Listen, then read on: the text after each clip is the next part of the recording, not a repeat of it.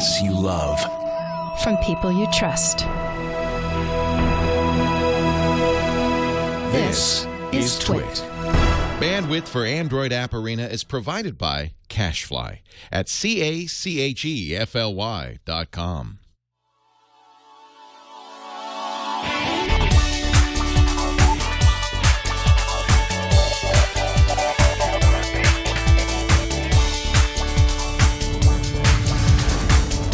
This is Android App Arena, Episode 8 for Friday, August 15th, 2014. Lock screen notifications.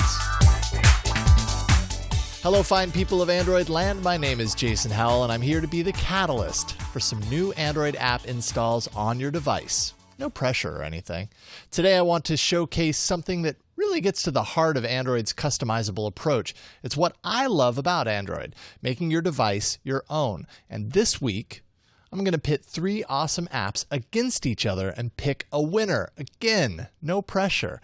Let's show off the best of the best when it comes to lock screen notification apps. Now, this was a little bit of a challenge. See, at Google I/O this year, with the official unveiling of the developer preview of the next version of Android, that's version L, a deep shade of gray was painted over the future of lock screen widgets, something that has commonly been the conduit for bringing notifications into the lock screen, as is the case with the immensely popular Dash Clock widget app.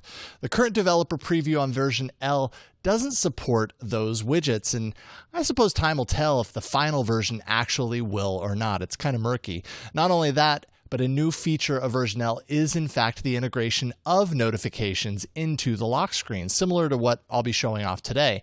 But in order to do that, you need version L, which not so many people have yet, as it's only available in the developer preview. And beyond that, version L's approach, as it stands, isn't nearly as customizable as some of the apps in today's show.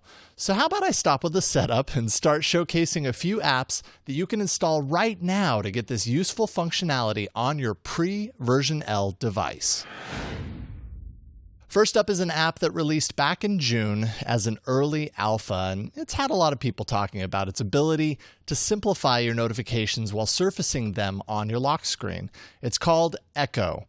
And it goes a few steps further than simply mirroring your notifications. It actually groups notifications into particular categories with the ability for the user to determine which apps fall into each category. The thought being that by grouping notifications, you can decide on the fly what's important to look at right now and what can wait for later. Set a notification type to priority, and you'll see any of those notifications at the top of your feed when you turn on your screen before anything else. Priority notifications also have the power to turn on your screen when they arrive to make sure you see them immediately. You can also group into social, media, work, and the dumping ground that is other. You can also explicitly hide an app from appearing on your lock screen too, which helps to keep the clutter down. From the lock screen, you'll see your categorized notifications listed inside a collapsible group. For any notification, you can either left swipe to remove it, or you can right swipe for another of Echo's powerful features, setting a reminder for a notification. This actually allows you to see that notification at a later time, or even a location at a later date. So setting it to out will simply resurface that notification when you leave your current location. This makes Echo an interesting time management tool as well.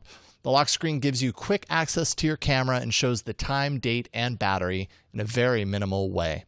Echo is in active beta mode right now, but can be downloaded for free through the Play Store. Now, secondly, how about an app that gives you loads of customization options and also does a pretty good job emulating the way that the Moto X presents its active notifications on the screen? Oddly enough, the app that was once called Active Notifications and was quickly renamed to Dynamic Notifications, it's a highly customizable lock screen replacement that centers on your notifications. First, there's a stripped-down free version that will show dynamic notifications for you only when new notifications come through. You have controls to select which apps can pass through to your lock screen and a timeout setting that's useful for ensuring that your screen doesn't stay on indefinitely when a notification wakes it up. You can also tweak the look of the lock screen by changing things like foreground color, background color, or just let your desktop image shine right through. Pony up for the premium app upgrade to gain full control, which first and foremost includes the desirable ability to make this your default lock screen replacement, so a new notification isn't required in order to launch into dynamic notifications. Also, things like a night mode for setting times during which your screen should not turn on with a new notification and wake you from your beauty sleep. There's auto wake for turning the screen on when it detects that the phone is being removed from your deep pockets. And you can customize the swipe actions to determine what dynamic notifications does when you unlock your device in any of the 4 main directions. That gives you a long list of actions to choose from launching your camera to turning off your screen to launching a custom app. So if you're after the Moto X method of lock screen notifications, you might want to check out Dynamic Notifications for free with a premium upgrade option at $1.99. And finally, an app that we have covered on episode 113 of All About Android a while back. It's called Nils Lock Screen Notifications, and it's one of the first apps that I saw doing this sort of thing. Now, back then, it did require the lock screen widget functionality, but now it can also place itself on top of any lock screen you already have in use. And I'm talking on top, meaning it can actually cover your lock screen if you so choose. Thankfully, you can resize it to taste, and by activating a special setting, you can tap outside of the notifications once to hide them from view and reveal your lock screen in full. Each notification has a number of gestures that you can use to interact with them. Swiping left dismisses that notification. Touching and holding reveals any actions associated with it, and then dragging to an action activates it. Clicking the notification reveals the full text, making it easy, for example, to read an email in its entirety without actually unlocking your device. You can also select which apps will display and which will be hidden from your lock screen. And finally, if you kick down $1.99 for the premium version, you'll get added customization options, and you have the ability to utilize third-party themes, making your lock screen notifications even more pretty. But the free version of Nils is pretty darn capable without that upgrade. Search for Nils Lock Screen Notifications. That's spelled Nils in the Play Store.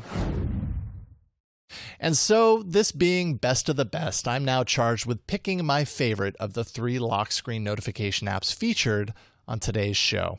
Is it Echo Notifications, Dynamic Notifications, or Nils Lock Screen Notifications? That's a lot of notifications. After spending quality time with all 3, I choose Echo Notifications as the winner this week. Now, all apps are incredibly capable this time around, but Echo just kind of brings with it a certain polish that transforms your lock device into something completely different while still bringing those notifications to your screen in a powerful way, particularly by grouping them for easier management on the fly. It's the kind of lock screen that if you show it to somebody, you're likely to hear some oohs and get a, what's that called? Where can I get that? Now, as always, I'm eager to hear what you guys think, so tell me why I'm wrong. Email me, arena@twit.tv. I'm looking forward to reading what you have to say. What's hot to trot this week is going to help you manage your cloud storage, which these days really is a dime a dozen. Over the past few years, I've collected free storage in a number of different places, but only really used 2 with any regularity. That's Google Drive and Dropbox. Knowing what files I have on each service isn't always easy. And today's app is here to save you from that confusion. Say hello to Unclouded, a way to manage the storage on your Google Drive and Dropbox accounts from one app. And it's really well designed. Adding your accounts is simple, particularly if your device is already logged into the accounts through their respective apps. After doing so, you're given an overview of the storage of the selected service, complete with total storage used and remaining in large interactive graphs. For Drive, you get your storage broken out into subcategories like Google Plus Photos, Gmail, and Drive that, when clicked, actually takes you directly to those apps so you can manage the files within. Beyond that, there are plenty of tools to narrow down your search in useful ways. The Explore tab is an integrated browser of the files stored on each service, and categories will narrow your view to only, let's say, audio or video files, which is a great way to quickly find files that are hogging too much of your cloud storage.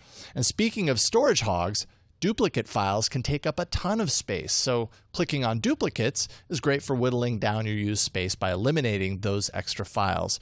You can save a lot of space that way. And by unlocking the premium features, you open the door to managing your storage even further with the ability to directly delete files and folders, create folders, upload and send files, and more straight from unclouded without having to set foot in the original apps at all. The goal is, of course, to present your storage in an integrated way that makes using the other apps a bit less necessary, and Unclouded does a great job at that. Not to mention, it's super pretty. Unclouded is free with the premium in-app upgrade for $1.99 in the Play Store. All right, that's it for this episode of Android App Arena. I always love hearing from you guys, and I'm thinking about doing an episode based around nothing but your unique suggestions, kind of a viewer's choice episode of sorts. So send in your favorite app picks, categories, whatever, to arena@twit.tv to be considered for that. There's also a subreddit at androidapparena.reddit.com where I post categories from time to time asking that you add your favorite apps or vote up ones you see posted there already. So take part. It really helps me out. There's a Google Plus community that's easy to find by searching for Android App Arena. You can always download and subscribe to the show by visiting the site at twit.tv/arena with new episodes every Friday evening. And I host a live viewing party of each week's episode on Fridays at 1 p.m. Pacific at live.twit.tv. That's where I'll interview developers from time to time and just basically chat with you about great apps, show ideas, and, oh yeah, actually watch the episode that week before it's published to the feeds. So be there. All right, that's it, folks. Thank you so much for joining me today. I appreciate it. My name is Jason Howell, and I'll see you next week in the arena.